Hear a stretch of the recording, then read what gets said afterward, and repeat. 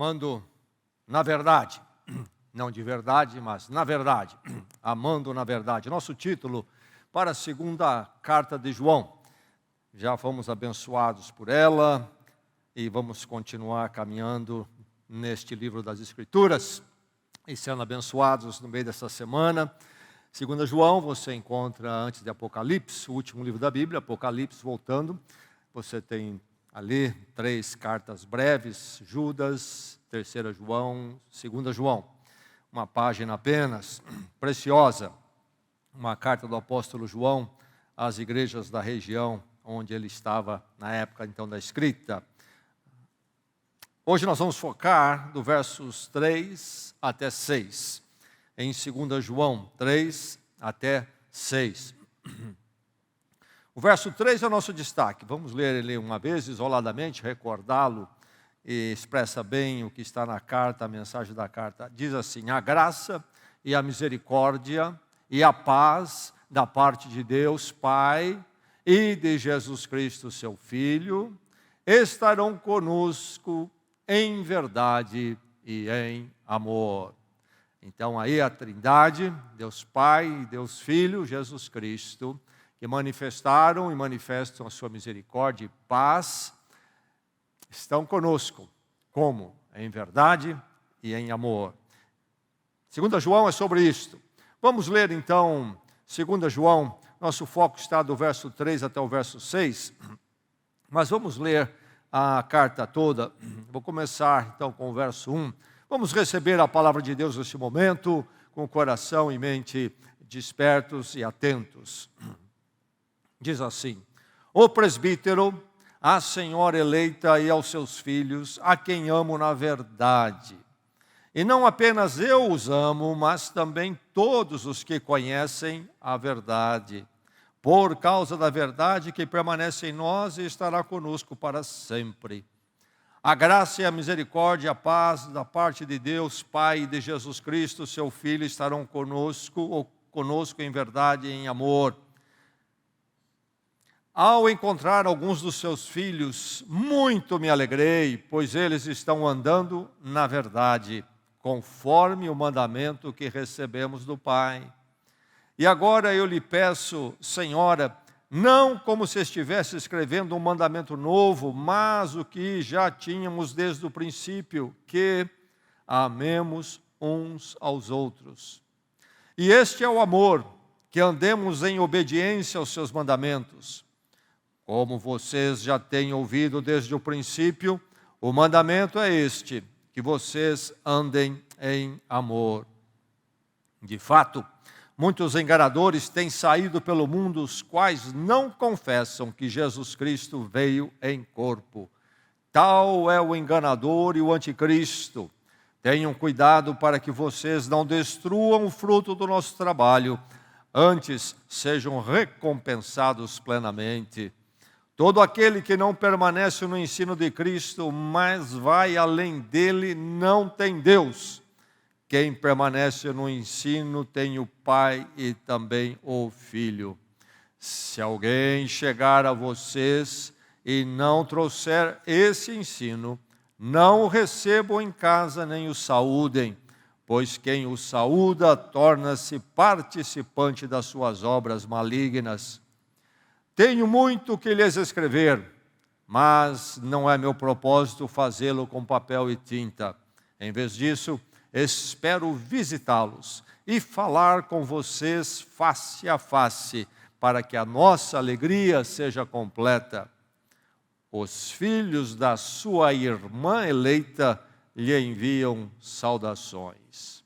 Mais uma vez, versos 3 a 6. Ouçamos a palavra outra vez. A graça, a misericórdia e a paz da parte de Deus Pai e de Jesus Cristo, seu Filho, estarão conosco em verdade e em amor.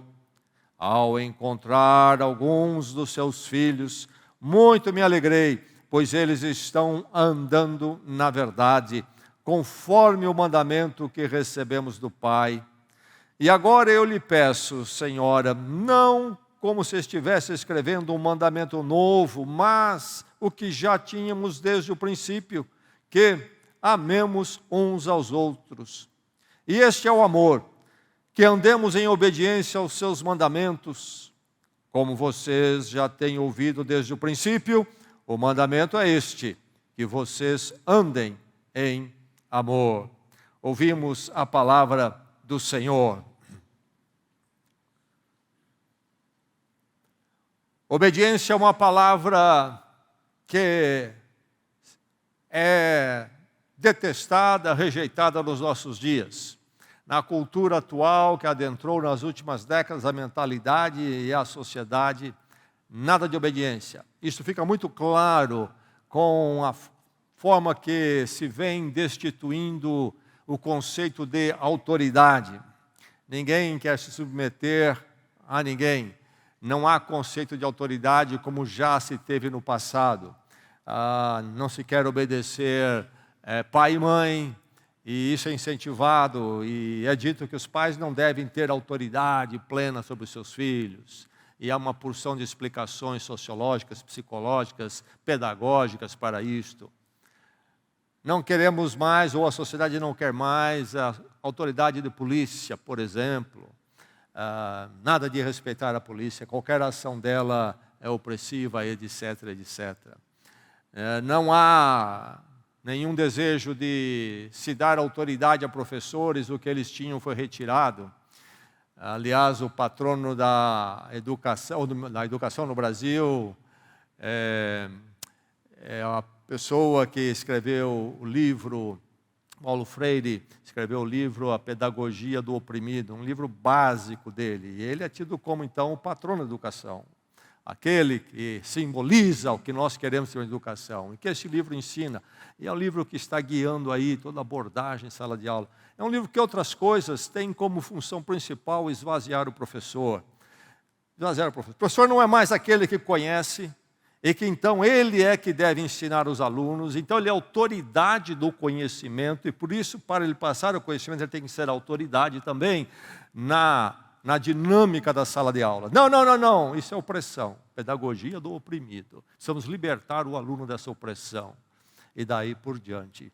E aí ficam falando sobre a educação do Brasil. Agora mesmo passaram vergonha lá no exame internacional de avaliação, está péssima, e aí ficam achando que é isso, é essa metodologia, aquilo. O que falta é primeiramente isto, conceito abandonado, que não permite realmente o ensino. E o que nós temos é o professor, como eles dizem, como um facilitador, não como aquele que tem autoridade do conhecimento e então do controle da classe para poder ensinar. Enfim, obediência é um palavrão nos nossos dias.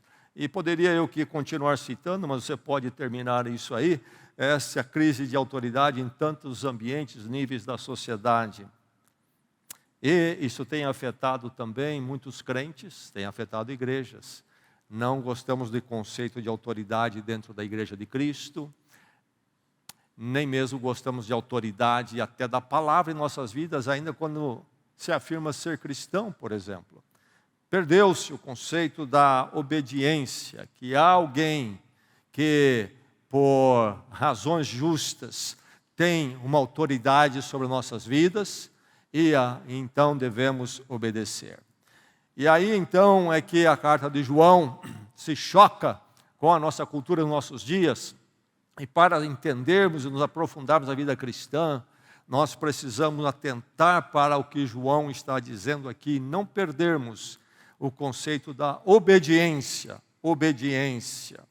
Agora, o verso 3, lemos aí algumas vezes já nesta noite, e o verso 3 diz que da parte de Deus Pai e de Jesus Cristo, seu Filho, nós temos graça e misericórdia que estarão conosco em verdade e em amor.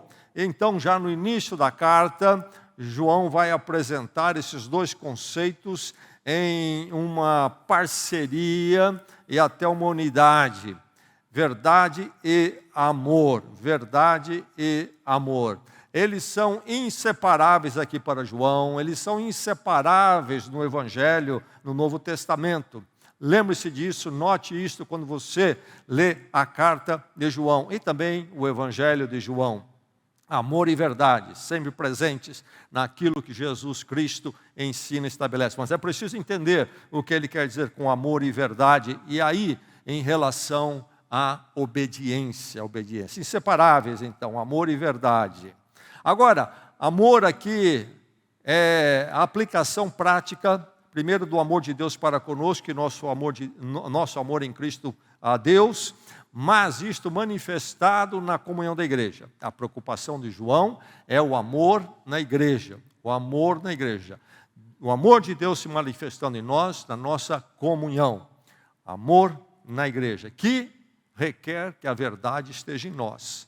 A igreja, na verdade, é a igreja então que pode amar e deve amar uns aos outros. É sobre a fé, então. Amor e verdade é sobre a fé, fé em Cristo e o Evangelho. Amor e verdade não são dois conceitos jogados ao ar aqui para cada um de nós dizer aquilo que é, o que nós queremos que seja, ou a cultura diga que seja. Não, amor e verdade precisam ser iluminados, instruídos pela fé, pela verdade do Evangelho, pelo ensino do Evangelho. E aplicado então à comunhão da igreja. Claro que vai se estender à nossa vida familiar cristã e ao nosso casamento cristão. O que João disse se aplica à igreja, mas vai se estender à forma de vivermos como cônjuges, à forma de vivermos como pais, filhos, mães, filhos e mães e pais. Enfim, é muito relevante. Mas amor e verdade vai aparecer aqui a partir do verso 4. Amor e verdade vão aparecer a partir do verso 4 como mandamentos, relacionado a mandamentos. Isto é, relacionado àquilo que devemos obedecer. Exatamente aquilo que está fora de moda. Obedecer. Reconhecer que precisamos obedecer para vivermos em verdade e amor. Então, o texto aqui desta noite que nós lemos é sobre obedeça à verdade e o amor. Obedeça à verdade e o amor. Então, qual é a mensagem do texto para o seu coração no meio dessa semana, nessa quietude, enquanto nós paramos do cansaço e da correria, e a palavra de Deus chega a você dizendo que obedeça à verdade e ao amor. Obedeça à verdade e ao amor. Veja só, mandamento da verdade. Ao encontrar alguns dos seus filhos, muito me alegrei, pois eles estão andando na verdade, conforme o mandamento que recebemos do Pai. João se alegrou. Ele encontrou-se com alguns, diz ele, membros da igreja a quem ele destina esta carta. João, vamos recordar, depois que Cristo então ascende aos céus e os discípulos acabam assumindo missões em diversas regiões, e João vai para a Ásia Menor, Turquia hoje. Se estabelece em Éfeso, grande centro na época, grande cidade. E ele ali exerce um apostolado então sobre as igrejas da região. Então ele escreve esta carta a uma igreja e ele vai trabalhar com a figura da senhora e seus filhos. Mas não é uma pessoa do sexo feminino que ele está falando, uma mãe, mas da igreja, a igreja. E os filhos são os membros, então, da igreja, os filhos da senhora. A senhora é a igreja e os filhos. E ele diz, ele escreve para esta igreja que está recebendo sua carta, encontrei alguns dos seus filhos e eu fiquei muito alegre. O que é que deu tanta alegria, João? Pois eles estão andando na verdade. Isto alegrou João, conforme o mandamento. Então, eles obedecendo estavam andando na verdade. Obedecendo a verdade, andavam na verdade. Verdade que recebemos do Pai. Veja a autoridade. Então o mandamento. E aí é a verdade a ser obedecida. Que verdade é esta? Vamos rapidamente lembrar que aqui não se trata de um conceito genérico. Sim, o conceito de verdade está presente. Verdade, o que é verdade? É aquilo que sempre é. Não é algo que é hoje, amanhã não é mais, aquilo que afirmamos ser hoje, amanhã negamos, não. Ou mudamos, dizendo, precisamos reformular, estamos errados, equivocados. Não, verdade é aquilo que sempre é. E quem é, então, a essência da verdade que, então, nos passa esse conceito de verdade que aplicamos a outras coisas? Deus, Ele é eternamente. Toda a eternidade passada, presente, toda a eternidade futura. E sempre é aquele que Ele é. é o ser na sua essência. É a verdade, então. Mas envolve essa verdade que João fala aqui, o Pai, Deus, mas o Filho Jesus Cristo, que é Deus conosco, a verdade conosco. Jesus disse, não disse? Eu sou a verdade, eu sou a verdade, porque Ele é Deus conosco. E então essa verdade aqui vai ser o Evangelho e a palavra de Deus que nos dá o conhecimento do Pai e do Filho. Sendo então a palavra de Deus, ela é a verdade. Ela é a verdade. Então quando pensamos em verdade, lemos João, vamos lembrar o que é verdade para João. Mas aí então, instruídos por Deus através de Jesus Cristo, conforme a palavra, nós somos informados sobre quem nós somos. A verdade sobre nós. Deus, a verdade em Cristo, revela a verdade sobre nós. Quem é o ser humano? Quem sou eu realmente? E vai revelar, inclusive, não somente a minha essência, de ser uma criatura de Deus, mas também o meu estado espiritual, de pecado, salvação, necessidade de salvação, etc. E mais, vai até nos informar sobre o universo. Nós passamos, quando nós nos encontramos com Deus em Cristo, encontramos a verdade, nós passamos então a ver o universo a partir deste ângulo, que é o próprio Deus. Nós olhamos o universo dessa forma, toda a existência humana e tudo o que existe. Então, verdade para João é isto. Quando você lê o texto de João para entender e se aprofundar, não se esqueça de que verdade ele está falando. Ele vai mexer mais à frente, vai tratar mais à frente, nós já lemos, mas veremos outra noite isto. Ele vai falar de alguns que estavam mudando essas verdades. Um grupo de pessoas que tinham uma posição que, teologicamente, na história da teologia, é conhecido como docetas, e diz eles, são enganadores, no verso 7, os quais não confessam que Jesus Cristo veio em corpo.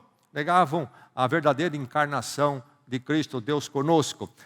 Pensaremos nisso outro dia, quando lermos esse texto, mas João está falando aqui, então, sobre essa verdade que permanece e não pode ser alterada de forma nenhuma. O mandamento da verdade, então, envolve conhecermos essa verdade para podermos nos submeter, obedecer o mandamento da verdade. E ele disse que alguns filhos dessa senhora, alguns membros dessa igreja com os quais ele se encontrou, estão andando nessa verdade. Estão andando nessa verdade. Isso alegrou muito João. Agora, essa palavra alguns deixa uma dúvida para nós. Será que somente alguns desta igreja estavam andando na verdade? Ele fala de enganadores que estavam tendo alguma penetração na igreja. Talvez alguns estavam, na verdade, outros estavam abandonando esta verdade. A revelação de Deus em Cristo e aquilo que tem tudo a ver conosco, em Cristo. Talvez estavam abandonando, mas talvez não. Ele está falando de alguns porque ele se encontrou apenas com alguns. Mas, enfim, há grande possibilidade de estarmos na igreja e não estarmos na verdade. Mas, note bem, é um mandamento a verdade. É um mandamento, é o que ele diz aqui nesse texto, não é verdade? Nós lemos, ao encontrar alguns de seus filhos andando na verdade, conforme o mandamento. Então, a verdade para nós não é uma opção, não é uma sugestão. A palavra de Deus nos ordena a obediência à verdade, nos submetermos à autoridade dela. Deus em Cristo, a palavra, e então quem nós somos, nossa necessidade, como responder, e aí como viver com Cristo, e como vermos a vida, o mundo, os relacionamentos. É um imperativo nosso, que recebemos a verdade. Veja então, nesses dias de crise de autoridade, que ninguém quer obedecer ninguém, na vida cristã, os mandamentos do Senhor, a palavra do Senhor é a verdade que temos que acatar, obedecer, se é que nós vamos andar na verdade. Agora o verbo andar aí, vamos notar no que ele está falando, simplesmente sobre um caminhar geográfico, eu vou daqui para lá movendo meus pés, minhas pernas, não. É um sinônimo até de vivendo na verdade, vivendo na verdade. Isto é, esses filhos com os quais ele se encontrou, esses crentes, esses membros da igreja, que deram muita alegria para eles, diante de Deus, diante de Cristo, diante da palavra, eles viviam na verdade, isto é, eles eram coerentes com a fé que afirmavam e relacionado às suas práticas e pensamentos. Não eram apenas teóricos da verdade, diz que creem, mas isso não é visto muito aí no jeito deles pensar, se comportar, etc. Não, há uma coerência. E também, isto aqui envolve, esta alegria de João de vê-los andando na verdade, envolve que esses irmãos nossos viviam a verdade de forma holística, não somente numa faceta da vida eles estavam com a verdade. Numa outra faceta da vida, a verdade desaparecia. Deus em Cristo, a palavra de Deus desaparecia. Não, há uma coisa holística aqui. Eles, no seu todo de vida, eles obedeciam o mandamento, a verdade. E aí está, então, o mandamento da verdade na dinâmica da obediência.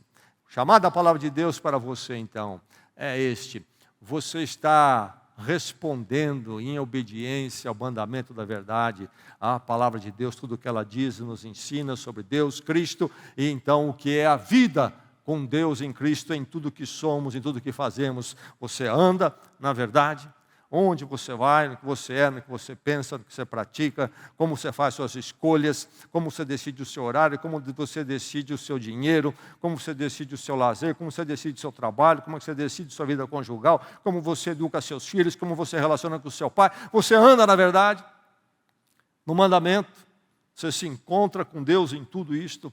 Obedeça à verdade e o amor. Então lembre-se do mandamento do amor, o mandamento do amor. As duas coisas para João sempre juntas.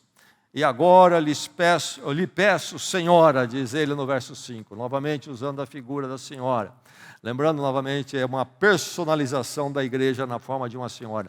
Podemos ver os diversos argumentos para isso, já citei na semana passada, mas um muito forte é só ler o último verso desta carta, e ele vai dizer: a sua irmã eleita. Então não está ele falando de uma senhora e da sua irmã, não, ele está falando da outra igreja, isso transparece, mesmo porque a linguagem toda da carta é coletiva e não individual.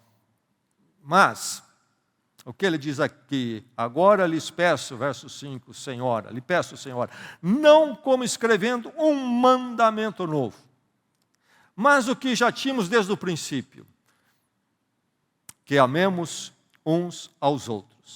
Que amemos uns aos outros. Ele está citando um mandamento de Jesus Cristo, que ele ouviu de Jesus Cristo, e Jesus enfatizou, e agora ele está colocando para a igreja, recordando a igreja o mandamento do amor, o mandamento do amor. O que é que ele diz em João 13, 34, 35? No Evangelho de João, nós temos a partir do capítulo 13 de João, a conversa de Jesus naquela última noite de Cristo, antes da sua prisão.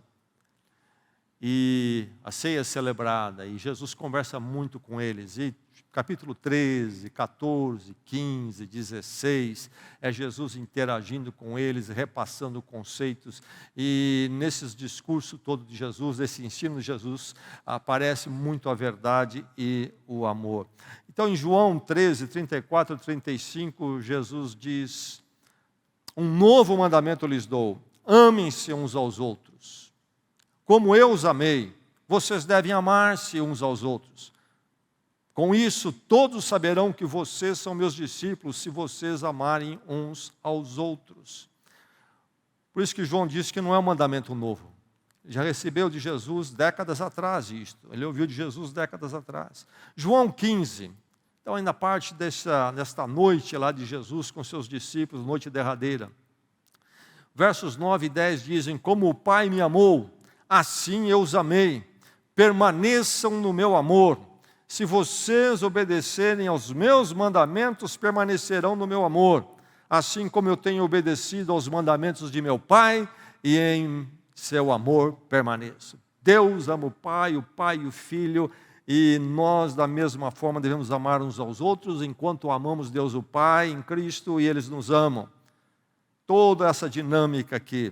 Mas ainda no capítulo 15, o verso 17, Jesus Cristo diz: este é o meu mandamento, amem-se uns aos outros, amem-se uns aos outros.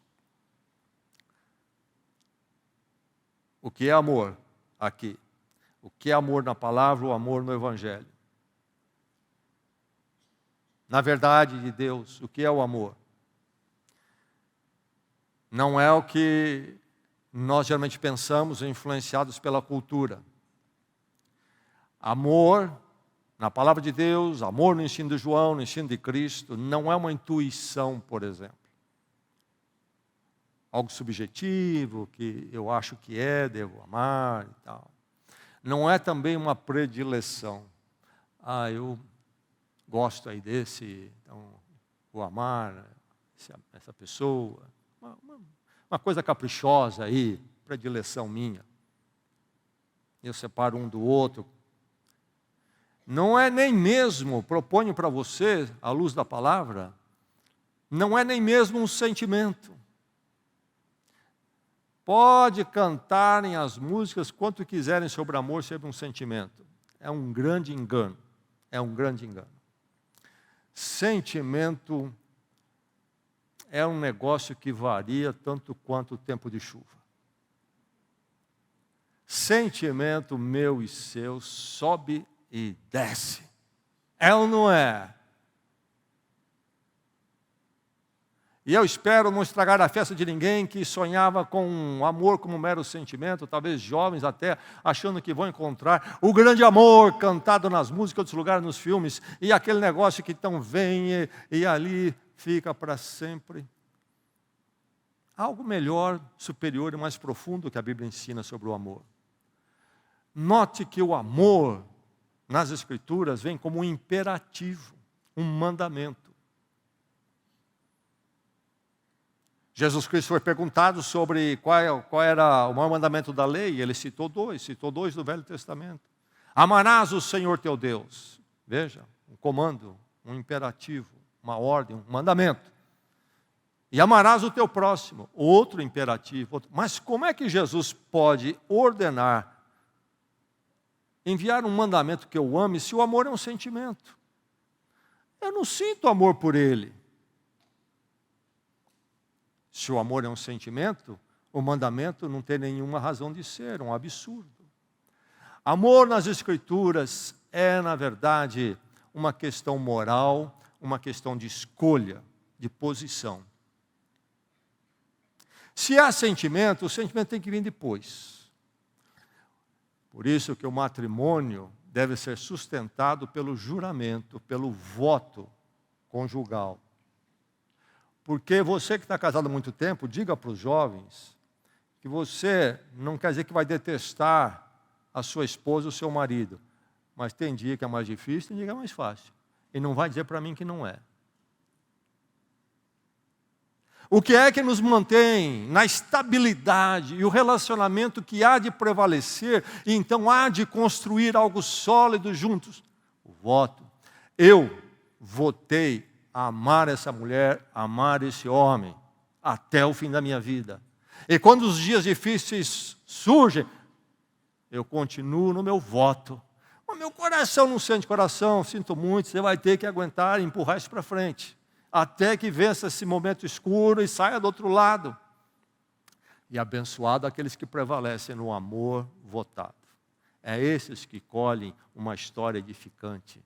Certamente virão os bons dias também, os momentos melhores, momentos mais agradáveis, mas amor como um mandamento. O mundo pensa que amor é Covid. Você pega, depois vai embora, você não sabe porque pegou, não sabe porque foi embora. Aí você fica escutando as músicas sertanejas, uma hora está morrendo naquele amor, daqui um pouco está brigado, já não foi embora todo aquele amor, e é uma gangorra, um sobe e desce, e as pessoas estão amarrotadas e rolando de relacionamento em relacionamento, e não constroem nada, e vão se arrebentando, porque um fere o outro, porque começa e termina, e trai, não sei o quê. A Bíblia ensina um outro caminho, o mandamento do amor. E aí aplicado à igreja. quando diz ame-se uns aos outros, como igreja, que é o ponto maior dele aqui, que vai se estender à família, ao matrimônio, não está João falando do que a sociedade coloca como sentimento, e que amor, na essência, até é aquele negócio melado, piegas. Mas na igreja tem que ter amor, e todo mundo tem que dar um abracinho. Não é essas questões. É realmente a minha consideração de apreço e respeito pelo meu irmão. Não é a melação. Podemos ter expressões mais aí sentimentais, podemos, não há problema. Mas lembre-se que não é criar uma igreja melosa, necessariamente, mas é se há realmente meu compromisso com meu irmão em Cristo. Nós somos filhos do mesmo Deus, resgatado pelo mesmo Salvador. Nós pertencemos a uma família, e você é importante para mim nos elos do Senhor, e eu considero nos elos do Senhor, eu o respeito nos elos do Senhor. Posso muitas vezes até divergir de você, mas a divergência não vai virar uma desavença entre nós, mas nós vamos em Cristo tratar, conversar e manter o nosso respeito mútuo em Cristo, manter a nossa comunhão mútua em Cristo, e vamos prevalecer sobre isto. É isso que João está falando. Não há o desprezo. A igreja é a grande sinalização do Senhor diante do mundo, da nova humanidade que Ele está criando, e que não é perfeita ainda, mas um dia será, quando ela estiver, a noiva, a senhora, estiver casando com Cristo na eternidade, segundo a palavra. Obedeça à verdade e ao amor. Note o mandamento da verdade, note o mandamento do amor. Então, obediência aos mandamentos. Eis a grande questão.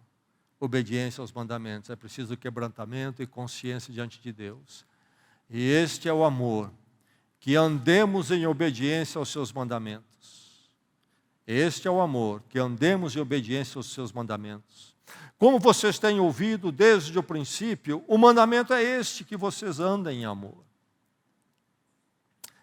João faz aqui uma construção muito interessante, que inclusive é muito debatida pelos entendidos, os eruditos na área da Bíblia, onde ele diz: o amor é andar em obediência aos mandamentos, e que o mandamento, e ao contrário, aparece, é que se ande em amor. As duas coisas vão muito juntas.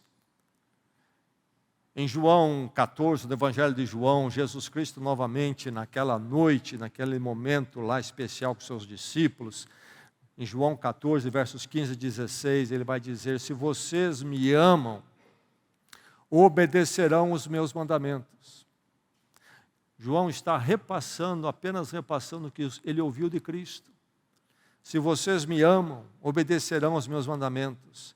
E ainda no capítulo 14, o verso 21, diz Jesus falando: quem tem os meus mandamentos, ele lhes obedece, esse é o que me ama. Aquele que me ama será amado por meu Pai, e eu também o amarei e me revelarei a ele. Aquilo que Deus e Cristo experimentam e aquilo que eles derramam em nós é aquilo que nós devemos também praticar entre nós como povo de Deus, resgatados em Cristo, igreja. É uma questão toda de obediência aos mandamentos. Enfim, são imperativos que transformam a nossa vida. Eles são transformadores. Andando na verdade, conforme o mandamento que recebemos do Pai. Como andar na verdade? Obedecendo os mandamentos, o que a palavra diz. É o verso 4. E o verso 5 diz: mandamento que já tínhamos desde o princípio, que amemos uns aos outros. Então, não somente o imperativo do mandamento da verdade, no verso 4, mas no verso 5, o mandamento do amor. Novamente, esses dois elementos inseparáveis na apresentação de João da mensagem do Evangelho de Cristo. E quando chegam nas nossas vidas, transforma o casamento, transforma a vida familiar, relacionamento familiar, transforma-nos como igreja, como igreja. Se nós crescemos, entendemos esse ensino de João, nós vamos para um nível mais alto. Nós saímos desse nível tão humano, tão comum às pessoas, e nós nos tornamos mais elevados, um entendimento muito maior, ficamos até mais bonitos. Alguém que anda na verdade, alguém que anda no amor, é ou não é mais bonito? Não se torna mais atrativo para nós, agradável. Como é bom encontrar alguém que anda na verdade e anda no amor. É ou não é? Ah, se o seu marido andar na verdade e no amor. Ah, se a sua esposa andar na verdade e no amor. Se esses mandamentos estiverem governando o coração deles. Ah, que maravilha se os irmãos estiverem andando em verdade e em amor. Uma impossibilidade é verdade sem amor. Outra marca dos nossos dias, além da autoridade, é até ligado, num certo sentido, é a negação da obediência, abandono da obediência e autoridade. A outra é a negação da verdade. Não há verdade realmente, no sentido absoluto, como aquela que nós dizemos que Deus é. Ele foi ontem, é hoje, será eternamente. Não, verdade é uma coisa meio cinzenta, e também depende, cada um monta o que quer, todo mundo tem a verdade, mesmo que seja tudo contrário, diferente, e aí o ser humano é esse sujeito, esse ser perdido, confuso, ele não sabe se está de ponta cabeça, se está de pé, e vai por aí rolando. Mas sem a verdade não há amor.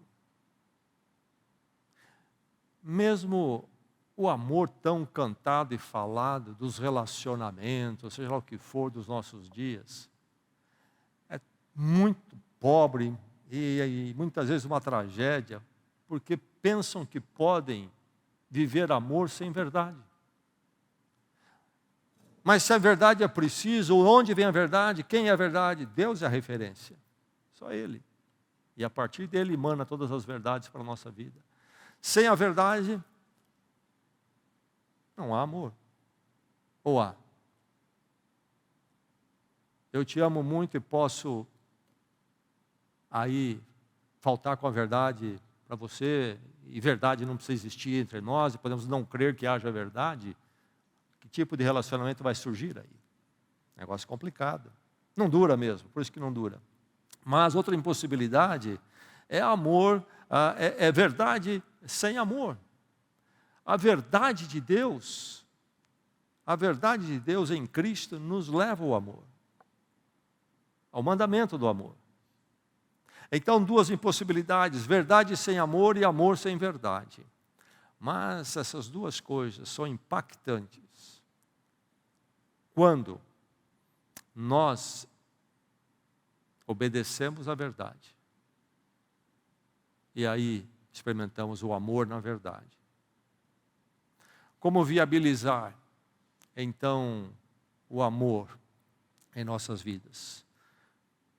Como obediência à verdade. A verdade está sobre mim, é autoridade, e aí então ela me ordena ao amor por causa do que Cristo fez na minha vida, e eu vou amar conforme a verdade, e vou amar por causa da verdade. Aí, amor se torna viável quando há obediência à verdade, em obediência à verdade eu obedeço o mandamento do amor. É esse caminho, ou o ser humano não conhecerá o amor, porque não conhece a verdade. Agora, a verdade precisa ser impactante. E aí, ponto fundamental. Só conhecer a verdade não é suficiente. Eu preciso me submeter, obedecer, me colocar debaixo dela. Deus em Cristo e a palavra. Eu me entrego. O encontro com Deus em Cristo, Cristo crucificado. Eu abandono todos os meus tronos, meu ego, crucificado com Cristo estão. E agora então Deus reina, a verdade de Deus reina sobre a minha vida. Sou nova criatura em Cristo. Eu estudei uma vez numa universidade nos Estados Unidos e tinha um departamento de teologia e tinha entre os seus professores um que era especializado no Evangelho de Marcos. Esse homem conhecia o Evangelho de Marcos como ele conhecia a mão dele. Não só na língua inglesa, ele conhecia na língua original. Um homem que conhecia o grego antigo muito bem. Especializou-se nisso. Conhecia como poucos no mundo conhecem o Evangelho de Marcos. Só isso. Vida toda estudando isso aí. Se citasse uma frase de Marcos, ele já dizia onde estava na hora. Mas não era crente. Não era crente. Se a verdade for só uma questão para encher o tempo, para ficar falando dela, ou uma curiosidade para se aprofundar, conhecer, não serve para nada. É preciso o mandamento, obedecer, submeter-se. Aí ao impacto. E o amor de Cristo passa a fluir em nossas vidas. Que Deus permita que sejamos todos obedientes à verdade e ao amor. E Deus então nos leve a uma qualidade de vida em nossas casas e na igreja bem diferente. Possamos crescer, subir a novos patamares, obedecendo e avançando. E certamente haveremos de experimentar uma vida abençoada. E é isso que Deus quer para nós. Vamos orar?